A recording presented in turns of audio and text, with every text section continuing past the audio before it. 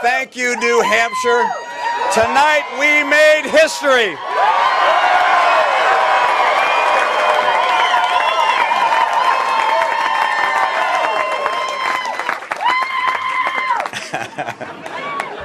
This state has always been a very special place for our family. Ann and I have made a home here. We filled it with great memories of our children, our grandchildren. The Granite State moment we've just enjoyed is one we will always remember. And I have my 5 sons behind me and our daughters-in-law and grandkids somewhere around here. Where are they? They're right behind us. It's great to have family here. You know, tonight we celebrate. Tomorrow we go back to work.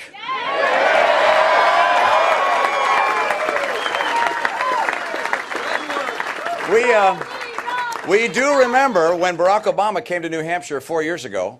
He promised to bring people together. He promised to change the broken system in Washington. He promised to improve our nation. Those were the days of lofty promises made by a hopeful candidate. Today we're faced with the disappointing record of a failed president. The last 3 years have held a lot of change, but they haven't offered much hope. The middle class has been crushed. Nearly 24 million of our fellow Americans are still out of work, struggling to find work, or have stopped looking. The median income in America has dropped 10% in the last 4 years, and soldiers returning home from the front lines are waiting now in unemployment lines. Our debt's too high, and opportunities are too few.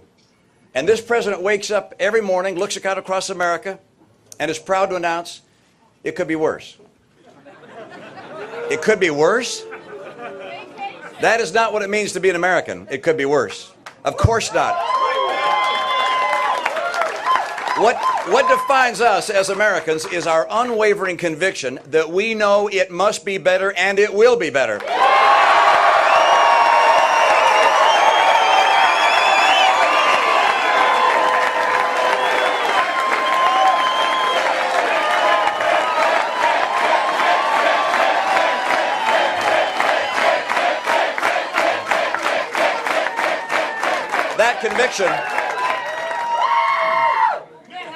That conviction guides our campaign.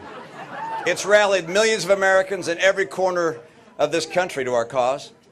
Over the last 6 months, I've listened to anxious voices in town halls and town meetings, visited with students and soldiers, in break rooms and living rooms. I've heard stories of families getting by on less, of carefully planned retirements, now replaced with jobs at minimum wage. But even now, amidst the worst recovery since the Great Depression, I've rarely heard any speech of hopelessness. Americans know that our future is brighter and better than these troubled times. We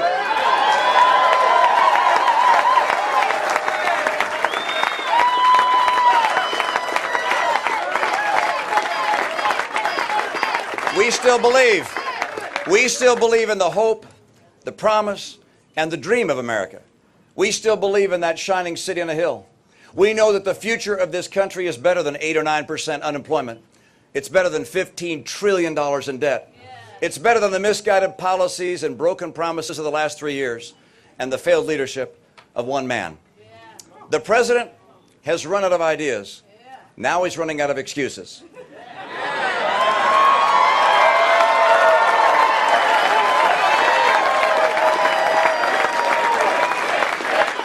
And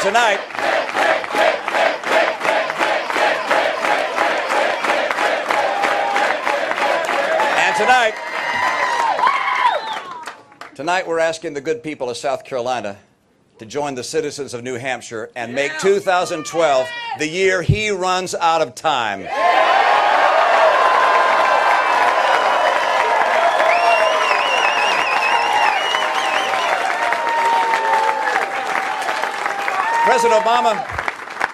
President Obama wants to put free enterprise on trial.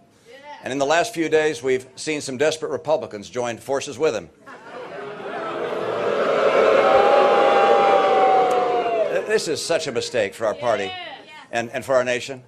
The country already has a leader who divides us with the bitter politics of envy. We have to offer an alternative vision. I stand ready to lead us down a different path where we're lifted up by our desire to succeed, not dragged down by a resentment of success.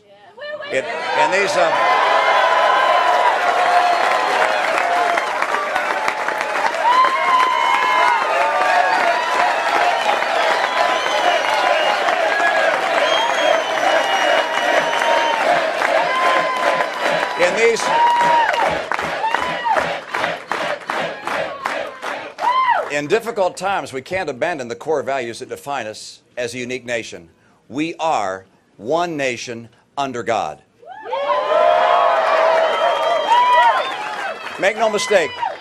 Make no mistake. In this campaign, I will offer the American ideals of economic freedom a clear and unapologetic defense. And we're going to win with that message.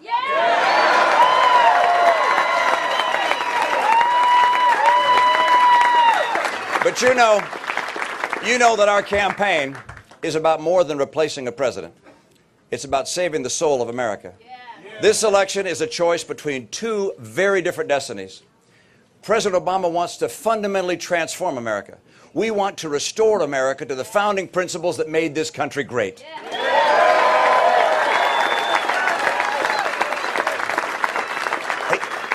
He wants to turn America into a European-style social welfare state. We want to ensure that we remain a free and prosperous land of opportunity.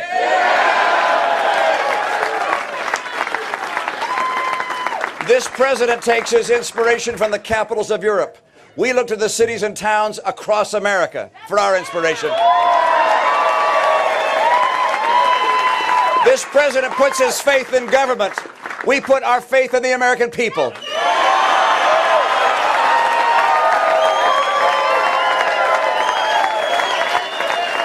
This president is making the federal government bigger, burdensome, and bloated. I will make the federal government simpler, smaller, and smarter.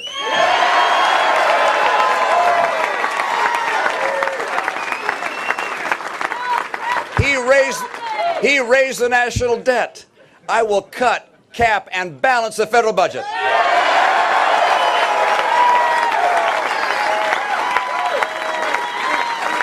He has enacted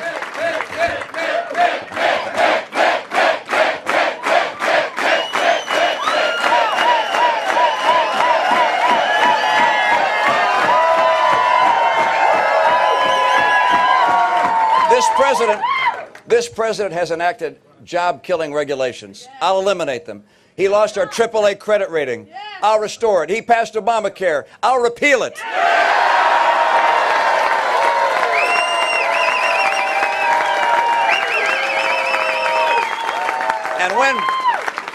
And when it comes to the economy, my highest priority as president will be worrying about your job, not about saving my own.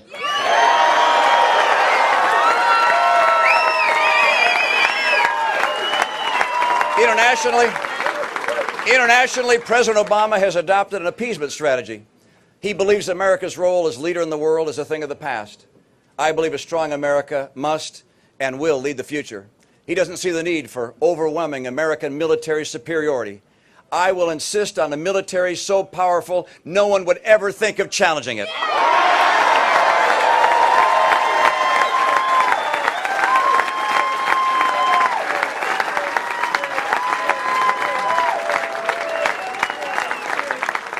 He criticizes our friends like Israel. I will always stand with our friends.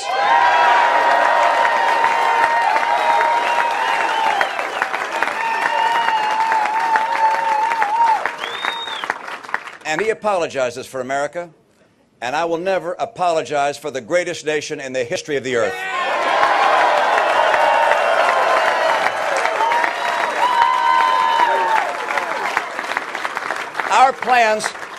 Our plans protect freedom and opportunity, and our blueprint is the Constitution of the United States.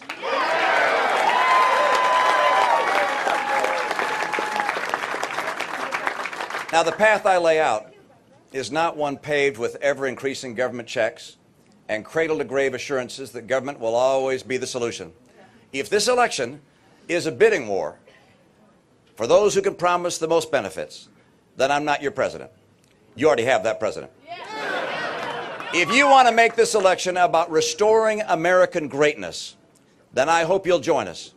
If you believe that the disappointments of the last few years are a detour, not a destiny, then I'm asking for your vote. I'm asking each of you to remember how special it is to be an American. I want you to remember what it was like to be hopeful and excited about the future, not to dread each new headline. I want you to remember when you spent more time dreaming about where to send your kids to college than wondering how to make it to the next paycheck. I want you to remember when you weren't afraid to look at your retirement savings or the price at the pump. I want you to remember when our White House reflected the best of who we are, not the worst of what Europe has become. That America is still out there. We still believe in that America. We still believe.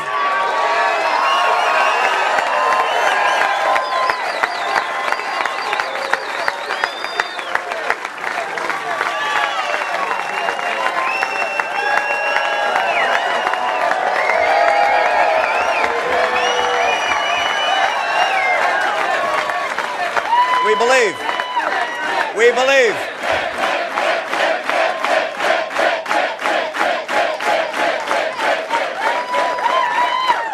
We still believe in the America that is a land of opportunity and a beacon of freedom.